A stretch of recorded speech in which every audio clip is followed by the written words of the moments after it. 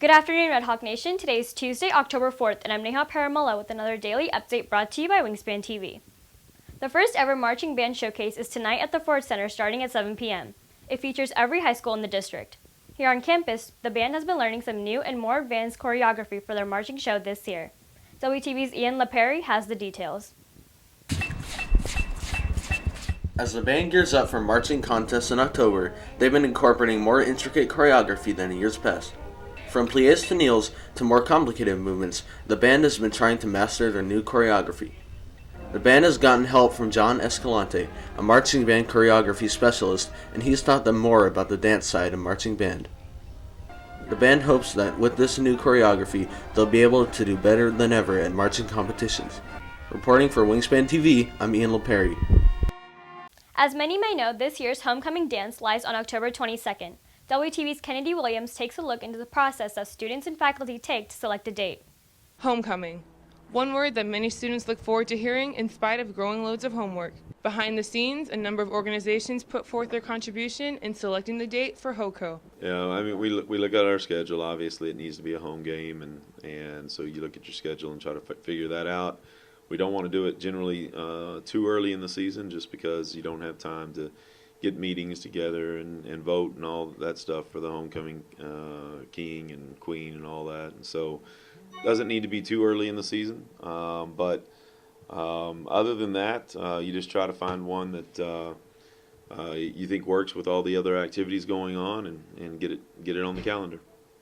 This year's game and dance were originally planned to occur this weekend, but the campus ran into a number of conflicts. This week, we wanted to do it this week, but there's just too many issues going to try to have it on a Thursday. You know, then we would have to try to decide, are we going to do the dance on a Friday? Well, if we're doing the dance on Friday, we have volleyball games on Friday, and they're actually home volleyball games. And so with the dance being in the gym, now there's another issue. And so do we want to do it on a Saturday even though the football game was on a Friday? And so anyway, then we're out of school on Monday, and I know that there's going to be students out of town using the long weekend, and so it just felt like there was too many things going on this weekend for it to be an opportunity for our kids to enjoy the homecoming activities. After evaluating all major conflicts, the involved organizations moved homecoming to the weekend of the 22nd. So this year we were given the date by our principal and our head coach, and they decided that it would be a good idea to have homecoming going into the 4-day weekend. That's the game this week against Lone Star. Now, as we started to plan homecoming, we realized that there were some conflicts, so we had to choose a different date. Again, that wasn't entirely our decision. The specific dates are decided by the principal and our football coach. We in Stuco tried to have a Stuco organization that's very representative of the student body so that representatives from each different club or activity can inform us of potential conflicts in our meetings so we can really plan for these things.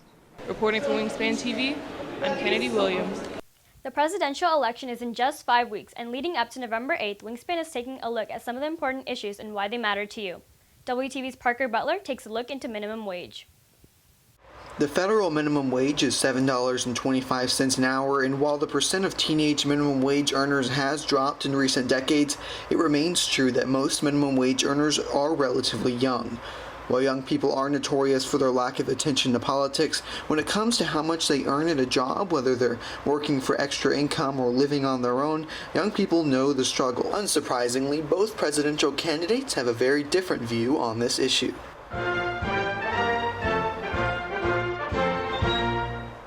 The minimum wage in Texas is the same as the federal, so any increase approved by either candidate will directly affect almost 500,000 Texans and thousands of businesses.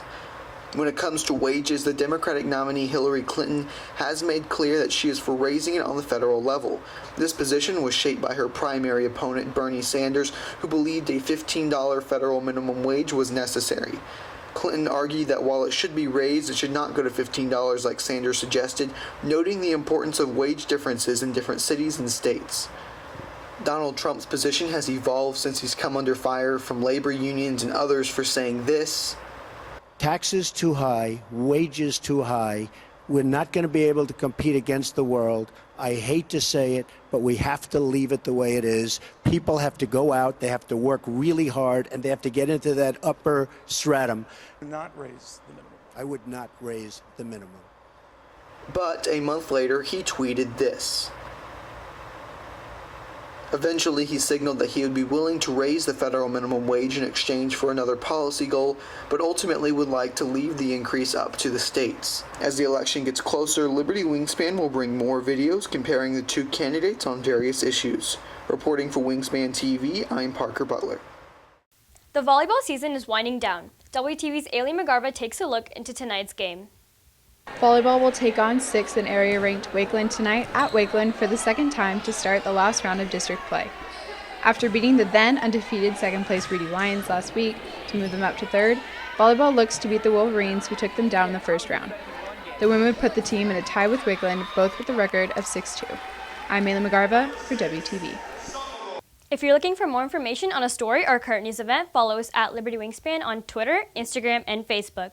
And visit our award-winning website, libertywingspan.com. If you have an announcement you'd like to share, please forward that information to your club sponsor. That's it for today's Daily Update. I'm Neha with WTV.